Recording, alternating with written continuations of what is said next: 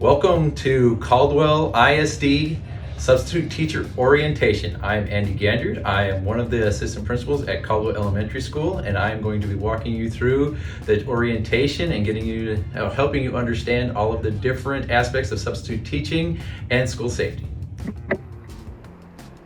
Again, welcome to Substitute Teacher Orientation for Caldwell Independent School District. We cannot wait for you to become part of the Hornet family.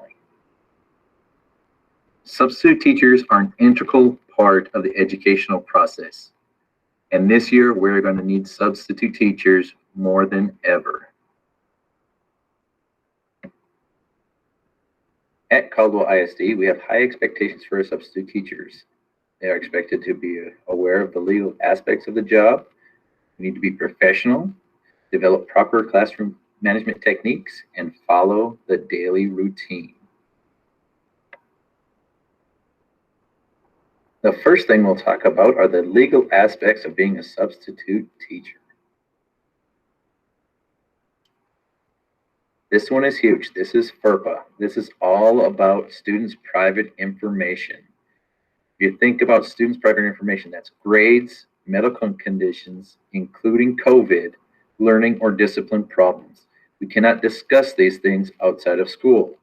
It is okay to ask advice about how to deal with certain students if you're having trouble with them for discipline problems or if they're having a hard time learning or listening in class. It's always okay to ask advice, but let's make sure that we're not disclosing students' private information.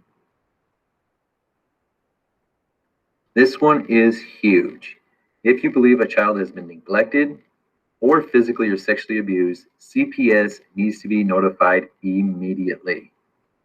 You can get contact information through the main office or through the counselor's office. There's also a website available. Just like the regular classroom teachers, substitute teachers need to make sure that that classroom is ran in a safe and orderly manner. Keep in mind, only the school nurse, district nurse, or other appropriate healthcare personnel are able to administer medication. When sending a student to the principal for disciplinary matters, make sure that you are supervising both that student and the classroom. So that means that you'll have to have some sort of escort for that child to the office, whether it be another classmate or someone from the office like the assistant principal. We had 4 main expectations for Caldwell ISD in regards to our substitute teachers. This is the second topic, professionalism. Dress code is very important. In these COVID times, it is especially important to contact the school that you will be substitute teaching at to learn what the dress code is, because they will be different on the majority of the campuses. In these uncertain times, it is especially important to be friendly, positive, and enthusiastic when you pick up a substitute teaching job. The next big set of expectations that we'll talk about are conduct and ethics. As stated earlier, you are an integral part of each Caldwell ISD student's education. You are to be attentive and present for each of these students in the classroom. The reason why you are here is to ensure student safety and learning. And to accomplish that, your attention must be focused on the students at all times. Make sure you are maintaining a professional barrier between you and your students. Avoid leaving those students unsupervised. Avoid losing your temper. And especially no physical contact with the students. This is especially true in these times where we're supposed to have 6 feet of social distancing. And so just make sure that there's no physical contact with the students, such as grabbing an arm or things like that. The next big expectation is classroom management. Utilize the teachers around you. They will help. They will let you know which students are trustworthy, which students know the routines, and that will be a big help in your classroom management. Use CHAMPS in your classroom. CHAMPS is an acronym that stands for Conversation, Help, Activity, Movement, Participation, which will equal success. So conversation is the voice level. Voice level 0 is no talking. Voice level 1 is whisper. Voice level 2 is regular classroom. Voice level 3 is recess talk. Utilize those voice levels so that the kids know exactly how loud you want them to be during an activity. How are the students going to get help? Again, if you have students that are trustworthy, they'll let you know what the procedure is for that. Do they need to ask 3 people for help before they ask you? How do they get that help for the activity that they're doing? And A is that activity. What are they going to do? Movement. Are you going to allow them to move around the room? Again, with COVID, there is a restriction of movement. Students and teachers know this restriction. Utilize them. Participation. How are you going to know they participated? This is basically the product that they are going to make for that class, whether it's finishing a worksheet or doing a project.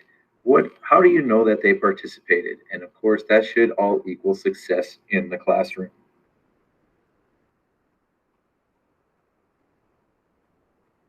As stated in CHAMPS, we want you to focus on the behaviors you want to see, i.e. telling them exactly what you want to see. Instead of saying no running, use the terms walk in an orderly manner. Instead of using no talking, use voice level 0. Make sure you're always referring to the rules as expectations for your class, because this is how you expect them to behave in the classroom. And just on a side note, that BYOD, bring your own device, does not mean using the device during class time unless it's authorized by the teacher.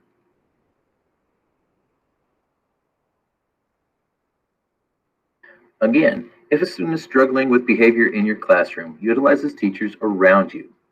If there is a need for a referral, call the office and either have that student escorted by another or ask for the office staff to come and retrieve the student. For the elementary school, we have 2 assistant principals. You have myself, Mr. Gandrud, or you have Mrs. Salazar. At the intermediate school, you have Mrs. Luna. At the middle school, you have Mr. Mossick, and at the high school, you have the associate principal, Mr. Goodlin. The last big expectation before we get to the school safety portion of the training is the daily routine. So make sure you arrive on time, which means at least 1/2 hour before the first class is scheduled to begin. You need to check in at the front office with either the principal or secretary and sign in on the sign-in sheet that is available at the schools. It's also really important, again, to probably talk with the secretary or an assistant principal before you substitute teach at that school. They will allow you to know some of the COVID rules that you will need to follow in that school setting, as well as dress code. Again, prior to entering the classroom, make sure you report to the office. Obtain any keys that you may need. Ask about student passes and other special procedures for that school. Make sure if there's any extra duties associated with the teacher's assignment or if there's anything going on. Also, ask again about different COVID procedures that you may need to follow. Also, ask about how to report absences and tardies, the location of the restrooms and the teacher's lounge, names of the teachers by your classroom, and if possible, make sure you introduce yourself to them. Ask if you have any students with medical issues, or if there are any special school-wide activities that are going to be occurring.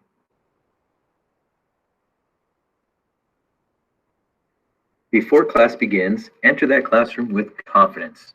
Make sure you write your name on the board and then review the expectations or rules if any are posted in the classroom.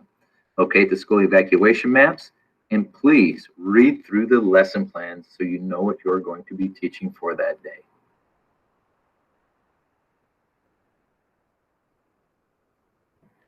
Again, make sure you are following the lesson plan. because you are an integral part of the student's education. They need to have this lesson plan followed so they can keep up with their peers. Make sure you locate the books, papers, and materials that are going to be needed throughout the day. They should be readily available for you to find. Study the seating charts. If you can't find any, use your classroom helpers. And when the bell rings, greet the students as they enter the classroom. With COVID, it looks a little bit different, but you can do air high fives, you can wave, you can do air hugs, different things like that for those greetings.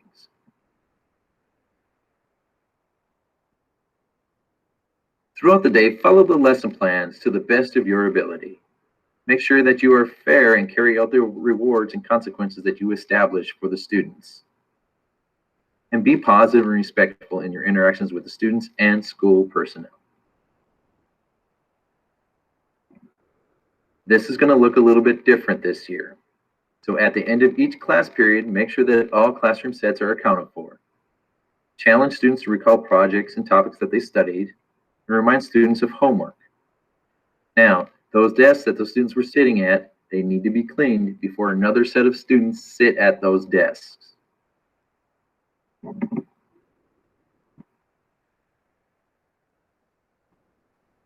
Now, here are a few tips for success.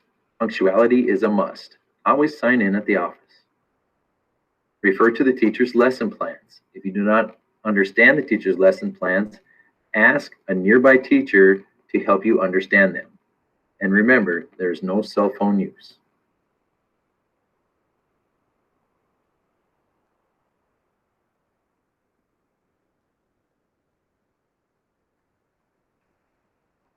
At the end of the day, write a brief report about your day and leave it for the permanent teacher. And then also write down some notes for yourself about things that you accomplished or how things went, and then ways to improve. I hope you took a little break, because now we're going to delve into school safety. This part of the training is required by the state of Texas. These posters here are displayed in all classrooms and rooms in the schools, all the cafeterias, the gyms, the libraries, the front offices, also local law enforcement offices, admin buildings, the DAEP campus, ACE campus, BMSS office, and it is the exact same poster. So the icons are all the same. We have lockout, lockdown, evacuate, shelter, and hold. We do this so all entities, school, local law enforcement, and parents have the same language,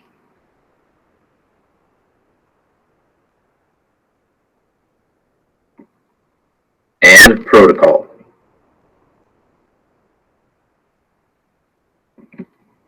Again, we have the 5 actions.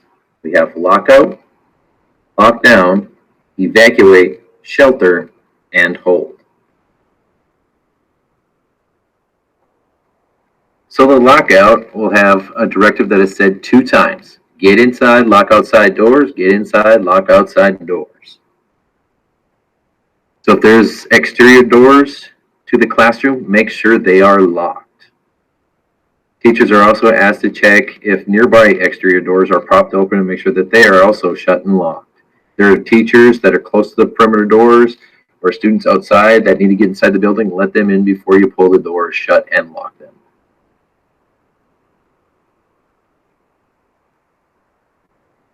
So why do we have a lockout? It means that there's something dangerous near the school. There could be criminal activity in the area. There could be civil unrest nearby. There could be a dangerous animal on the playground.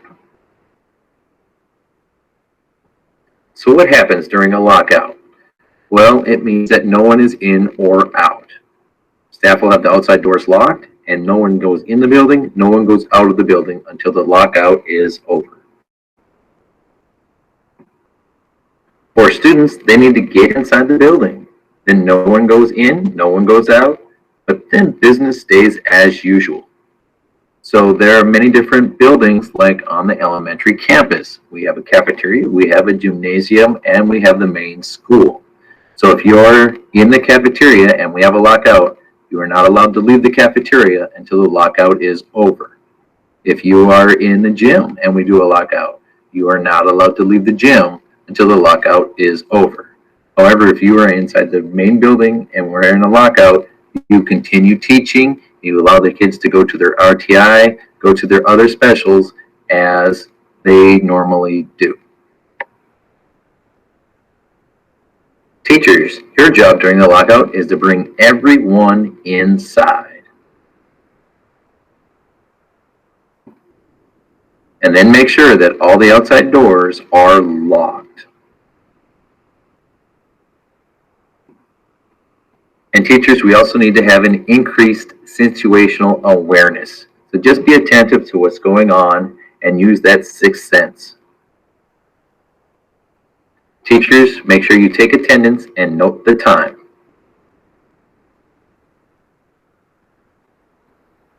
And then continue teaching as normal. So who can call a lockout?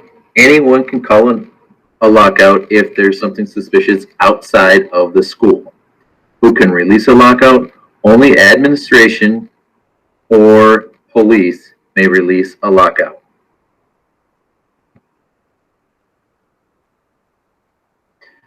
The next situation we'll talk about is lockdown. So you will again hear the directive 2 times. Lockdown locks lights out of sight. Lockdown locks lights out of sight. So why do we have a lockdown? That means there's something dangerous inside the building. So remember, lock out means something is outside the building. Lock down means there's something inside the building. It could be the wrong person. There could be a report of a weapon. Or it could be something much worse, like an armed intruder or some other danger.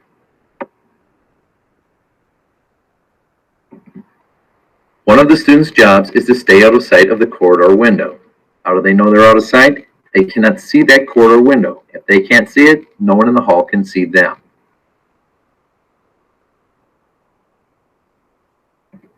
Students also need to be absolutely silent. If they have cell phones, make sure they turn them off in the initial stages of the lockdown. And students are not allowed to open the door for anyone. The only people who should be able to get in that door are administrators or law enforcement who have keys to be able to get into the room.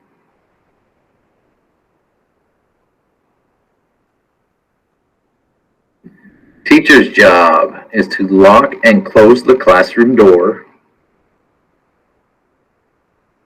Teachers, also make sure you turn out the lights. And teachers, also make sure you do not cover that corridor window. Make sure it's left uncovered so police officers are able to check rooms quickly. Teachers, in the olden days, we were asked to slide cards underneath the doors and into the hallway to let people know if all your kids were in your classroom or not. This is not recommended as they also show where you are located in the building.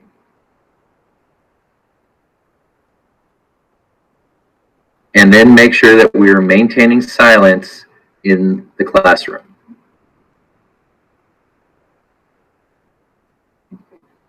As with all the actions you're going to see, you need to take attendance and then note the time.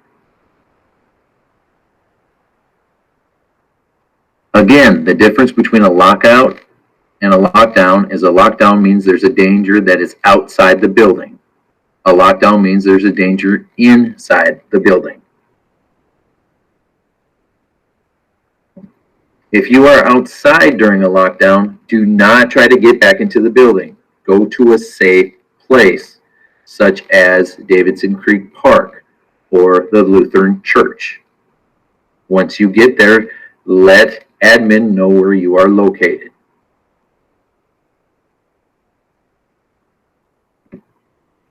If you're in the hallway, get to a classroom, the nearest classroom, as quickly as you can. And then make sure that door gets shut, locked, lights out, and get out of sight.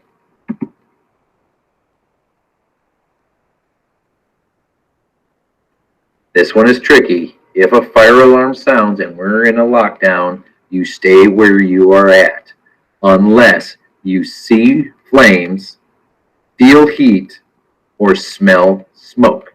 Then you must evacuate due to that fire or smoke. However, the hallway may not be your best option. You may consider going through a window with your class. This question will come up more often in the junior high and high school realms, but during a lockdown, immediately during a lockdown, everything is to be silent and the phones need to be silent. However, as the event evolves, you may give them an opportunity to text their parents.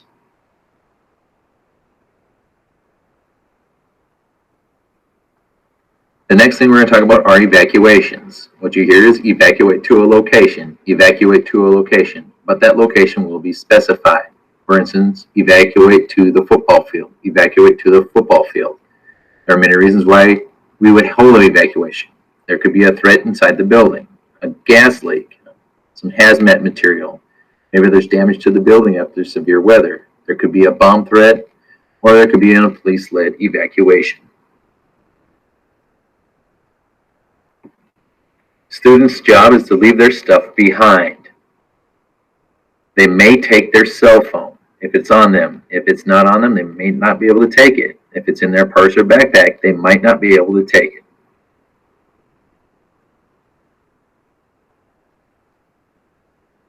Students also need to be quiet because they need to be able to listen for directions.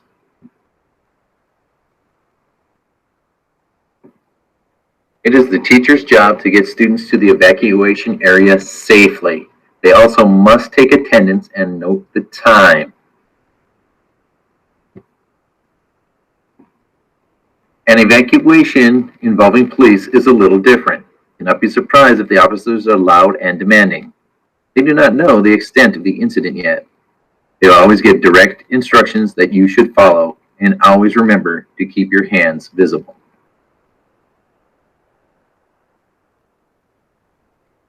Again, it is very important to make sure that your hands are visible. For students, make sure they bring their phone. If it's in their purse or backpack, they might not be given the opportunity to grab it. And there may be cases where officers ask them to leave the phone behind.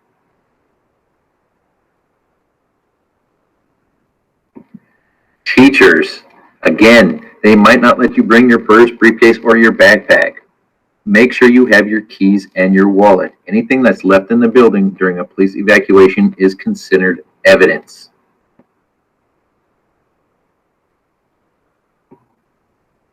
Make sure you grab your attendance sheet and the red and green cards.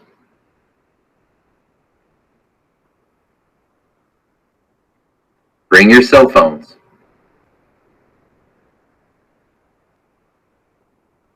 And at the evacuation site, take that attendance. If you have all your students and everybody's okay, make sure you hold up your green card. If you are missing a student or someone is injured, hold up the red card.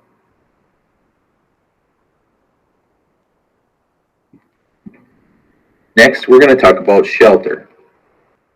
Just like the others, we're going to say our directive 2 times.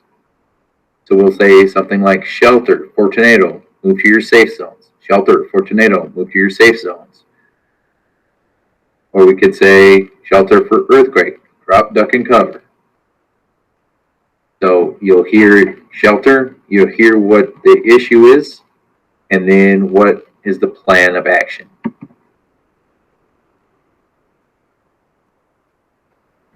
For a tornado, we move to our safe zones. Each classroom should have a severe weather map that shows you where you need to go if we are under a tornado warning. And then the students need to cover their heads.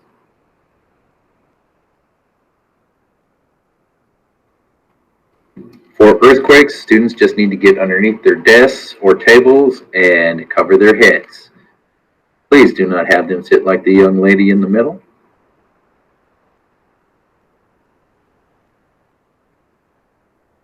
If there is a hazmat situation, each school is equipped with a button in the office that is pushed and it turns off the HVAC system to help ensure that outside air does not come into the building.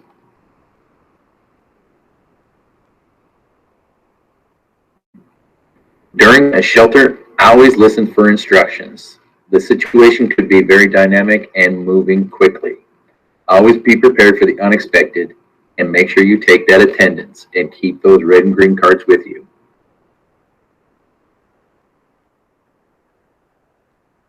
Our schools have one more action and directive, and that is the hold.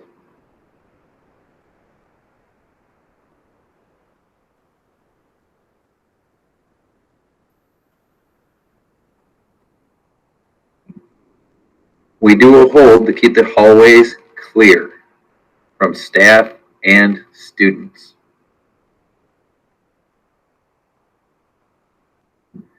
For students, they are expected to go to their assigned classroom and then stay in that classroom without going to the restroom or water fountains or leaving for any kind of interventions. They need to stay in that classroom until the all clear is announced. The teacher's job is to remain in the classroom until the all clear is announced. Close and lock that classroom door. However, it can be open for any student that needs to get out of the corridor. Continue teaching. And then if the lesson is over for the day, offer time to read or study. So remember, who can call any of these actions? Students can tell a teacher, teacher can call the office, law enforcement, custodians, maintenance. So basically anyone can call any of these actions.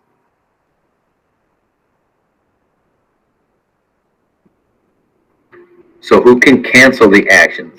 For the lockout, it's either admin or law enforcement. For the lockdown, it's admin or law enforcement unlocking the classroom doors. For shelter, it could be first responders or admin. For evacuation, it could be first responders or admin. For hold, it is admin.